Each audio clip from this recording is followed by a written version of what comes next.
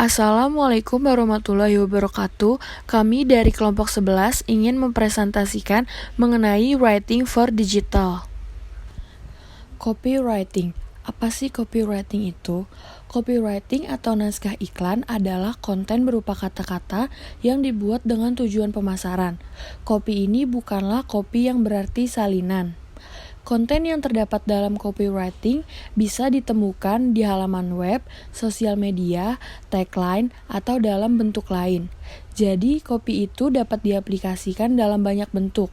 Jika copy itu dibacakan, misalnya dalam sebuah iklan, maka bentuknya menjadi suara, bukan lagi teks. Nah, copywriting ini dibuat oleh seorang copywriter untuk disebarkan secara luas guna kepentingan komersial. Copywriting juga merupakan seni sekaligus ilmu pengetahuan dalam memilih dan merangkai kata-kata, baik lisan atau tertulis, yang membuat orang melakukan tindakan yang kita inginkan. Tujuan copywriting. Dalam dunia digital marketing, ketika kita ingin membuat konten yang bersebaran di media cetak, website, brosur, ataupun banner, pasti terselip kata-kata promosi di sela-sela awal paragraf maupun di pertengahan, yang berfungsi untuk membuat audiens tertarik ketika membacanya. Dalam slide ini terdapat 4 tujuan copywriting. Yang pertama adalah branding awareness. Branding awareness dalam bahasa Indonesia berarti kesadaran merek. Dalam arti keseluruhan, branding awareness adalah kemampuan konsumen atau audiens agar bisa mengenali atau mengingat sebuah merek, termasuk logo dan nama brand atau slogan-slogan yang pernah digunakan oleh brand ketika mempromosikan produk-produk mereka. Disinilah peran copywriter sesungguhnya. Para copywriter harus bisa mengembangkan kalimat yang ditulisnya untuk membuat branding produk agar para audiens menjadi tertarik. Tujuan copywriting yang kedua adalah untuk memberikan ciri khas pada suatu brand atau produk yang nantinya para calon konsumen atau audiens akan terus mengingat brand atau produk Anda setelah Anda mengiklankan dan dikenal oleh khalayak. Tujuan ketiga adalah fokus pada target. Dalam artian, sebagai copywriter harus mampu menulis untuk siapa saja yang membacanya, atau ini yang disebut target yang dimaksud, serta wajib memiliki keterampilan pada segi penulisan agar enak dibaca, mudah dicerna, serta penggunaan kalimat EYD yang baik. Tujuan yang terakhir adalah CTA atau Call to Action, di mana nantinya para copywriter harus mempunyai insting tentang apa yang ditulisnya agar para pembaca melakukan aksi untuk menanyakan produk kita, menanyakan alamat bisnis kita sehingga nantinya mempermudah para pembeli untuk membeli produk atau brand yang kita pasarkan. Jenis copywriting. Yang pertama ada story copywriting.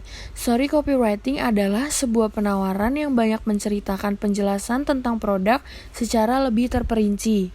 Yang kedua ada imagination copywriting. Imagination copywriting ini hampir sama dengan story copywriting, yaitu menulis naskah iklan dengan menggunakan cerita. Hanya saja di dalam imagination copywriting ini lebih memainkan imajinasi pembaca. Lalu ada you and me copywriting. Ini adalah gaya copywriting yang ditulis seolah-olah Anda hanya berbicara dengan satu orang saja. Dengan begitu, pembaca dapat merasa lebih dekat, lebih intim, dan lebih intens. Selanjutnya ada hyperbolic copywriting. Hyperbolic copywriting adalah tulisan yang melebih-lebihkan suatu produk atau jasa seolah-olah produk atau jasa tersebut adalah yang terbaik. Jika Anda membuat copywriting seperti ini, hendaknya Anda sajikan juga data dan fakta yang ada. Selanjutnya ada forthright copywriting. Menulis kelebihan dan kekurangan dari produk atau jasa yang dipasarkan dapat memperkuat isi dari pesan yang disampaikan. Membuat pengunjung yang membaca copywriting Anda bisa berpikir lebih realistis, dan pengunjung bisa melihat sebuah penawaran yang jujur dan apa adanya. Lalu teaser copywriting. Fungsi copywriting ini untuk membuat penasaran para pembacanya. Tujuannya supaya orang yang membacanya jadi mengerutkan kening dan akhirnya malah tertarik untuk membeli. Lalu ada competitive copywriting. Competitive copywriting merupakan penawaran yang ditulis dengan cara membanding-bandingkan suatu produk dengan produk lain. Perbandingan ini bisa meliputi kualitas, fitur, dan manfaat dari sebuah produk dengan porsi yang sama, sehingga calon pembeli dapat memilih mana yang lebih unggul. Selanjutnya, news copywriting. News copywriting ini adalah naskah iklan yang disajikan dalam bentuk pengumuman atau berita. Gaya penulisan yang disampaikan tidak mengandung banyak majas ataupun kata-kata yang terlalu berlebihan.